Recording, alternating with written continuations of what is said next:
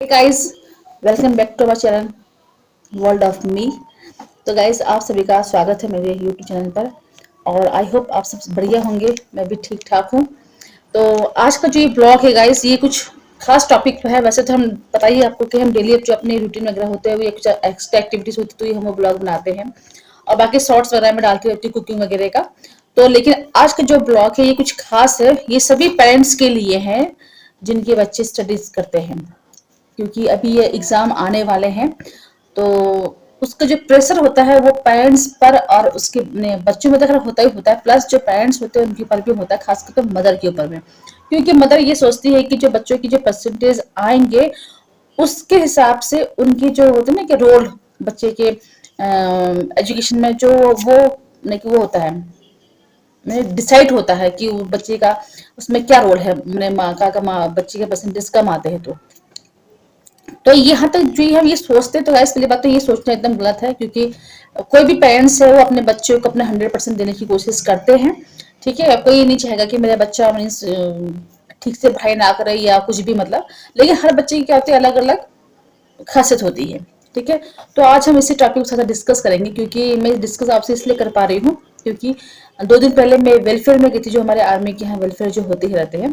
तो टॉपिक यही था कि मैंने कि हमारी एज ए पेरेंट हमारी काउंसलिंग हुई थी कि हम बच्चे को कैसा प्रिपेयर किस तरह से प्रिपेयर करते हैं, खासकर एग्जाम के पास होने पर। ठीक है, तो उस टॉपिक में थोड़ा सा मैं डिस्कस आपके साथ करूंगी। अधिक लंबा वीडियो को मैं इस ब्लॉग को नहीं बनाऊंगी। और साथ में ये कहना चाहूंगी कि प्लीज आप लोग जितने भी व्यूवर्स हो, जो भी है, मतलब नए या पुराने जो भी है, चैनल को पूरा ब्लॉग को पूरा देखिएगा, हमारा हमें सपोर्ट कीजिएगा, क्योंकि एक्चुअली हमारे जो वीडियो ने सब्सक्राइबर बढ़ नहीं रहे हैं। तो एक दिक्कत मुझे है ये भी, क्योंकि अपनी ओर से मैं अपना 100% देती हूँ। मानती हूँ कभी कभी मिस्टेक भी होती है भाई, नई नई हूँ, चाहिए से बातें सीख ही रही हूँ, क्योंकि बोलते ना कि हम बचपन से लेकर लास्ट तक तो सीखते रहते हैं। तो वही हाल मेरा भी है, मैं कुछ ना कुछ मैं सीखती रहती हूँ। तो सीख रही हूँ, क्योंकि एडिटिंग भी मैंने अभी भी सीखा। जब बच्चों की क्लास थोड़ा सा कि लंबे होने लगी, क्योंकि बच्चों के पास टाइम नहीं हुआ कि वीडियो को एडिट करने का, तो वो चीज़ तब मैंने सीखा। तो बात चलो अधिक भाषा नहीं देती हूँ मैं अपने ऊपर में, लेकिन हाँ ये जरूर कहूँगी, आप सबसे रिक्वेस्ट जरूर करूँगी कि प्लीज़ हमारे चैनल को सब्सक्राइब कीजिएगा, हमें सपोर्ट कीजिएगा। और बाकी चलिए हम अपना जो ब्लॉग है आज का वो स्टार्ट करते हैं। तो ब्लॉग की स्टार्टिंग में मैं कुछ बोलना चाहूंगी कि जो ये पेरेंट्स होते हैं, मीन्स हम लोग जो पेरेंट्स होते हैं, वो क्या करते हैं कि बाकी टाइम तो हम बच्चों को ऐसे इग्नोर कर देते हैं पढ़ाई वढ़ाई को लेके। तो वो चीज जो हमारी जो है सबसे बड़ी मिस्टेक वो होती है, क्योंकि जो एनुअल एग्जाम आता है बच्चे को, उसका टाइमिंग उसको 1 साल तक का मिलता है, 1 साल के बाद वो एग्जाम आता है। तो जो हमारी जो जर्नी होती है बच्चे की 1 साल की, वो क्या होती है, वो जरूरी होता है, वो काफी इम्पेक्ट करता है उसका हमारे बच्चों के एनुअल एग्जाम में। अगर उसमें एक टॉपिक तो ये है कि बच्चे को आप कंटिन्यू स्कूल भेजिए। ठीक है, आज ये नहीं कि चलो आज हाफ डे है तो आप घर ही में रह जाओ, या चलो वहां जाना तो घर पे रह जाओ, वहां जाते हो, तो ये चीज सही नहीं है। उससे क्या होता है कि बच्चे के ऊपर पढ़ाई का लोड पड़ता है। ठीक है ना, क्योंकि आपने तो अपने इंजॉयमेंट के लिए उसको नहीं भेजा, या बोला चलो कोई बात नहीं ऐसे बोल दिया, लेकिन उसका क्योंकि स्कूल में कुछ ना कुछ तो पढ़ाई होती है ना। ऐसा तो नहीं कि स्कूल है भाई, क्योंकि जब हमने ऑफलाइन जो सॉरी ऑनलाइन जो हमने क्लासेस देखा, वो हमने देखा कि उसमें और ऑनलाइन में और ऑफलाइन में कितना अंतर होता है बच्चों का। तो क्योंकि स्कूल काफी इंपॉर्टेंट है बच्चों के लिए, तो बच्चों को एक तो क्या है, कंटिन्यू आप स्कूल भेजो। ठीक है, ये मैं खुद नहीं बोली, ये जो मैंने सुना है परसों जो हमारी काउंसलिंग हुई है, तो वो मैं आपसे शेयर कर रही हूँ। कुछ उनका जो पॉइंट है वो आप मैं आपको इसकी वीडियो में क्लिप में ऐड करूंगी, इसमें डालूंगी भी, इसमें आगे में आप कंटिन्यू ब्लॉग बने रहिएगा। ठीक है, तो एक तो ये है कि आप बच्चों को कंटिन्यू स्कूल भेजो, तो उससे क्या होगा कि बच्चों की कंटिन्यू पढ़ाई होगी, उसके ऊपर लोड नहीं पड़ेगा। और दूसरी बात ये है, बच्चे को जो एक बच्चे को स्कूल में जाने की प्रॉब्लम होती है, वो होती है बच्चे की हेल्थ। उसके लिए हम लोग क्या करते हैं, मदर्स अक्सर क्या करते हैं, बच्चों को भूख लगी चलो मैगी बना के खा लो। तो मैगी सही नहीं है। ठीक है, उस मतलब मैम ने मुझे वर्ड बताया जो मुझे नहीं आता है, लेकिन मैं आपको एक सिंपल वे में बता रही हूँ कि मैगी वगैरह जो होती है, जो सब चीज सही नहीं है, क्योंकि चीज मैदे की होती है, वो सही नहीं है बच्चे की हेल्थ के लिए। तो उससे अच्छा बच्चों को आप ये होता है कि कुछ स्नैक्स में बच्चों को फ्रूट्स दे दो, या नट्स दे दो, या फिर ड्राई फ्रूट दे दो। ठीक है, फिर जो चने, कुछ लोग बोलते हैं कि हम क्या करेंगे, हमारे पास ड्राई फ्रूट्स वगैरह हर समय नहीं होते, तो चने जो होते हैं सूखे चने मार्केट में मिलते हैं, वो भून के अपने अपने भुना चना मिलता है मार्केट में, वो लेकर रख लो। फ्रूट्स रख लो, जो सीजनल फ्रूट्स होते हैं वो दो बच्चों को। तो उससे क्या होता है कि बच्चों की हेल्थ की इससे नहीं आएगी, तो बच्चे कंटिन्यू स्कूल जाएगा।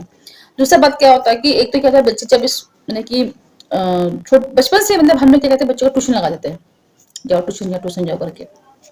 उससे बच्चे में इम्पैक्ट ये होता है कि बच्चा अपने खुद स्टडी न करके वो एज ए ट्यूटर में हो जाता है डिपेंडेंट। उसे ये पता है कि मुझे नहीं आ रहा, कोई बात नहीं, स्कूल ट्यूशन जाऊंगा, मैम सॉल्व सॉल्व समझा देगी मुझे, हो जाएगी। मैं ये नहीं बोलूंगी कि ट्यूशन नहीं होना चाहिए, ट्यूशन होना चाहिए। ट्यूशन कब होना चाहिए? जब आपको लगता है कि हाँ बच्चे में थोड़ा सा मतलब कि कुछ एक सब्जेक्ट या किसी टॉपिक में बच्चा कमजोर है, वीक है, तो उसको एक आप खुद गाइड नहीं कर पा रहे, तो आप उसके लिए ट्यूशन लगाओ। लेकिन वो भी एक एज होती है बच्चों की, ये नहीं कि स्टार्टिंग से ही हम लोग की जो बिग मिस्टेक होती है हमारे एक्चुअली ये होती है कि हम अपने घर में हम बच्चों को ऊपर ध्यान देने की अपेक्षा हम उनको ट्यूशन भेज देते हैं। ठीक है, मैं पर्सनली अपना अपना वो बताऊंगी तो मेरे दोनों बच्चे ट्यूशन नहीं जाते हैं। ठीक है ना, वो अपने खुद सेल्फ स्टडी करते हैं। हाँ, इस बारे में मैंने बच्चों से डिस्कस किया कि बच्चों अगर आपको कुछ बताओ, आपको ट्यूशन की रिक्वायरमेंट है, क्योंकि जाहिर सी बात है भाई, क्योंकि अभी जिस क्लास में बच्चे हैं उसको मैं खुद हैंडल नहीं कर सकती हूँ। मैं सिर्फ बैठ कर कभी कभी उनसे पूछ सकती हूँ, लेकिन जो उसकी जो क्वेरीज वगैरह है वो मैं सॉल्व नहीं कर सकती, क्योंकि उनका मेथड ही अलग है एकदम, जो हमने पढ़ा था और जो अभी का जो सिलेबस है वो एकदम काफी डिफरेंस है। ठीक है, तो हाँ, लेकिन मैं उनसे पूछती हूँ कि बेटा बताओ कोई आपको मतलब कि ट्यूशन की रिक्वायरमेंट है या नहीं है करके। ठीक है, बच्चों को अगर होती है तो वो हाँ बोलते हैं, नहीं होगी तो ना बोलेंगे। तो मेरे दोनों बच्चों ने कहा कि मम्मी रिक्वायरमेंट नहीं है। सनी को, जो छोटा मेरा लड़का जो है, पता ही आपको, जो सनी को सिर्फ मैथ, तो सॉरी मैथ नहीं, हिंदी और कंप्यूटर में डाउट्स है, तो बेटी ने बोला कि मैं उसकी डाउट्स को क्लियर कर दूंगी, वो मैं उसको सॉल्व कर दूंगी। तो ऐसा हो गया मैनेज। ठीक है, दूसरी बात क्या होती है, बच्चों में एक डिसिप्लिन लाना जरूरी है। उससे क्या होगा कि बच्चे का जो है ध्यान भटकेगा नहीं और बच्चा अपना कंटिन्यू अपना स्टडी करेगा, तो उतना लोड नहीं पड़ेगा। ठीक है, और सबसे मेन इंपॉर्टेंट चीज है, एज ए पेरेंट्स चाहे कोई भी हो या एज ए स्टूडेंट, क्योंकि हम स्टूडेंट थे तो हमारे पेरेंट्स भी बोलते थे हमको, बेटा देखो फलाने की बेटी इतने अच्छा नंबर लेके आते हैं, आप क्यों नहीं लाते हो, ये चीज गलत बात है। हाँ, अगर बच्चे का अगर 60% आता है तो हाँ 65 to 70% बोलना आपको अपने बच्चे से उम्मीद रखना गलत नहीं है। ठीक है, लेकिन 60 से लेकर डायरेक्ट आप 90 या 95% बोलोगे तो वो काफी हाई हो जाता है। ठीक है, उसको पूरा करने में बच्चा वो हो जाता है, मतलब कि जो वो 60 लाता है वो भी नहीं ला पाता है, उस पर उतना पढ़ाई का पड़ जाता है प्रेशर। तो ये गाइस छोटी मोटी ये बातें हैं जो मैं एक वीडियो थ्रू भी आपको साथ शेयर करूंगी। ठीक है, चलिए फिर मैं आपको वीडियो दिखाती हूँ, वीडियो को मैम ने क्या क्या टॉपिक दिया है कि एज ए पेरेंट्स हमारा क्या क्या रोल होते हैं। और दूसरी बात है कि बच्चों के साथ बैठ के टाइम स्पेंड करना बहुत जरूरी है, उनसे डिस्कस करना, खास कर तो उनको कॉम्प्लीमेंट देना, क्योंकि आज के टाइम पे कोई भी हो, आप हो, मैं हूँ, या कोई भी हो, जब आप तैयार होते हो, एक एग्जाम्पल दे रही हूँ मैं आपको। ठीक है, जब आप तैयार होते हो तो आपको कोई बोलता है घर में कि आप अच्छी लग रही हो या अच्छी लग रही हो, तो आपको खुशी मिलती है ना, मुझे भी मिलती है, कोई भी हो, ये चीज नेचुरल है। अगर हम बोलेंगे यार आप आज सुंदर लग रही हो या स्मार्ट लग रही हो या ब्यूटीफुल लग रही हो, तो अच्छा लगता है, तो वही सेम कॉम्प्लीमेंट आप अपने बच्चों को भी दीजिए। अगर कोई भी बच्चा आपको ठीक से ड्रेसअप होता है, कहीं जाने को तैयार होता है, तो उसको कॉम्प्लीमेंट दीजिए कि बेटा आप अच्छे लग रहे हो, या फिर बेटी बहुत प्यारी लग रही है, इस तरह से, ताकि इस चीज को बच्चे बाहर ना खोजे और वो आपसे दूर ना जाए। और आजकल दूसरी बात है कि जो जो हो गया है बच्चों की, ऐसे क्या हो गया ना, हर चीज के लिए, पढ़ाई के लिए भी क्या चाहिए, फोन चाहिए। तो ये चीज सही नहीं है। जब बच्चा कंटिन्यू स्कूल जा रहा है तो फोन की जरूरत क्यों है, क्योंकि पढ़ाई तो बुक से की जा रही है ना आपकी। हाँ, कभी कोई डाउट्स होता है तो एक एज अ रिविजन कुछ क्लियर करने के लिए वो चीज सही है फोन, लेकिन अगर बच्चा कंटिन्यू फोन में यूज कर रहा है आपका, तो आप एक बार नोटिस करो, इस चीज को ध्यान दो कि वो चीज सही नहीं है। ठीक है, तो ये छोटी छोटी बातें हैं जो आपने अपने इसमें करनी है। अभी मैं आपको एक दिखाती हूँ वीडियो, आप उसमें देखिएगा, फिर आगे को हम डिस्कस करते हैं। तो इसमें क्या होता है, बच्चा कहीं ना कहीं डर जाता है पेरेंट्स से, और डर की वजह से बातें छुपाने भी लग जाता है। कई बार ऐसा होता है कि बहुत सारा उनका एक अलग लाइफ चल रहा है घर के बाहर, और वो पेरेंट्स से शेयर नहीं करते। पेरेंट्स को तो पता ही नहीं है कि ये सब भी हमारे बच्चों के लाइफ में हो रहा है। तो वो इस तरह की पेरेंटिंग की वजह से, जहाँ बहुत ही कंट्रोल करके, एक और टर्म होता है हेलीकॉप्टर मॉम, मतलब बिल्कुल बच्चे के इर्द गिर्द हम एक हेलीकॉप्टर की तरह घूमते रहते कि अब बच्चा क्या कर रहा है, अब क्या कर रहा है, अब क्या कर रहा है, विदाउट एनी फ्रीडम। तो ये एक्सट्रीम भी ठीक नहीं है। परमिसिव मतलब जो बहुत लाड प्यार से, जैसे हम होते हैं हमारी सोसाइटी में, जो बच्चे ने बोला उसके लिए हाँ जी, मम्मा टॉय चाहिए, ठीक है बेटा, मम्मा ये अभी अभी मुझे मैगी चाहिए, ठीक है बेटा, रात को 12 बजे अभी मीठा खाना है, ओके बेटा, इस बार बर्थडे के लिए मुझे ये ही चाहिए और कुछ मुझे नहीं चाहिए, ओके ठीक है। तो ये जो है कि हम बच्चे की हर बात, बच्चा हमको कंट्रोल कर रहा है, ना कि अदर वे। तो ये पेरेंटिंग स्टाइल को हम बोलते हैं परमिसिव। एक है अनइन्वॉल्व, जिसमें कहीं ना कहीं बच्चों की तरफ ज्यादा ध्यान नहीं दिया जाता है, ये पहले थोड़ा ज्यादा आई थिंक होता था जॉइंट फैमिलीज में, जो अपने माँ बाप हैं उनसे ज्यादा बाकी के साथ इन्वॉल्व रहते थे बच्चे। लेकिन आज भी कुछ पेरेंट्स ऐसे होते हैं जो बिल्कुल अपने बच्चों के लाइफ में इंटरेस्ट नहीं लेते हैं, तो वो भी एक एक्सट्रीम है। सबसे अच्छा जो माना जाता है आज की सोसाइटी में, सबसे सबसे एप्लीकेबल जो है वो है डेमोक्रेटिक पेरेंटिंग। मतलब आपके क्लियर बाउंड्रीज हैं बच्चे के लिए, आपने बच्चों को बता दिया है कि क्या अलाउड है क्या नहीं है।